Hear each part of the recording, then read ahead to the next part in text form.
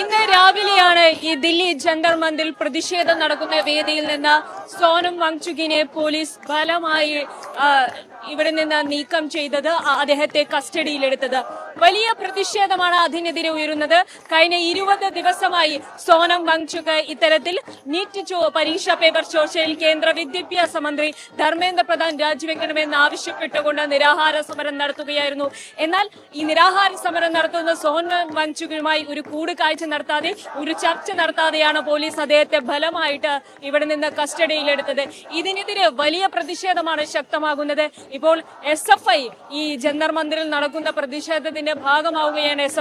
SFIയും കഴിഞ്ഞ 25 ദിവസമായി cockroach Janata party ഇവിടെ പ്രതിഷേധം നടത്തുമ്പോൾ SFI ഇവിടെ ഉണ്ടായിരുന്നു. സമാന്തരമായിട്ട് ഒരു ക്രാന്തി കോർണർ എന്ന SFIയുടെ ഒരു പ്രതിഷേധ വേദി തന്നെ ദില്ലി ജന്തർ മന്ദിറിൽ ഉണ്ടായി. ഇപ്പോൾ സോനം വാങ്ചുകിനെ കസ്റ്റഡിയിലെടുത്തതോടെ പ്രതിഷേധം ശക്തമാവുകയാണ്. നിരവധി വിദ്യാർത്ഥികളാണ് സമൂഹത്തിന്റെ വിവിധ ഭാഗങ്ങളിൽ നിന്നുള്ളവർ പ്രായഭേദമന്യേ ഇത്തരത്തിൽ ദില്ലി ജന്തർ മന്ദിറിലേക്ക് ഒഴുകിയെത്തുന്ന കാഴ്ചയാണ് കാണുന്നത്. 1000-ലധികം ആളുകൾ ഇത്തരത്തിൽ ഈ പ്രതിഷേധ വേദിയിലേക്ക് കൂട്ടമായിട്ട് എത്തുന്നു. വലിയൊരു ജനസാഗരമാണ് ദില്ലി ജന്തർ മന്ദിറിലുള്ളത്. ഇത്തരത്തിൽ സോനം വാങ്ചുകിനെ തിരികെ ഈ ദില്ലി ജന്തർ മന്ദിറിലെ വേദിയിലേക്ക് എത്തിക്കുന്നത് വരെ, കേന്ദ്ര വിദ്യാഭ്യാസ മന്ത്രി ധർമ്മേന്ദ്ര പ്രധാൻ രാജിവെക്കുന്നത് വരെ പോരാട്ടം തുടരുമെന്ന് തന്നെയാണ് വിദ്യാർത്ഥികൾ പ്രഖ്യാപിക്കുന്നത്. ജനസാഗരമാണ് ഇത്തരത്തിൽ ദില്ലി ജന്തർ മന്ദിറിലേക്ക് എത്തുന്നത്.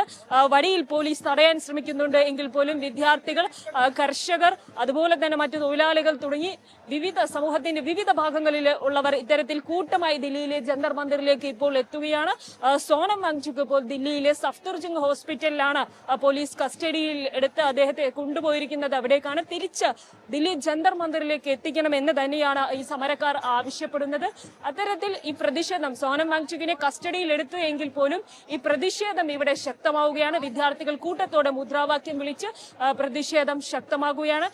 ദില്ലിയിലെ ജന്തർ മന്ദിറിലെ പ്രതിഷേധ വേദിയിൽ നിന്നും ക്യാമറമാൻ ഗോപി കരുവല്ലൂരിനോടൊപ്പം ഫെമിന CN, കൈരളി ന്യൂസ്, ദില്ലി.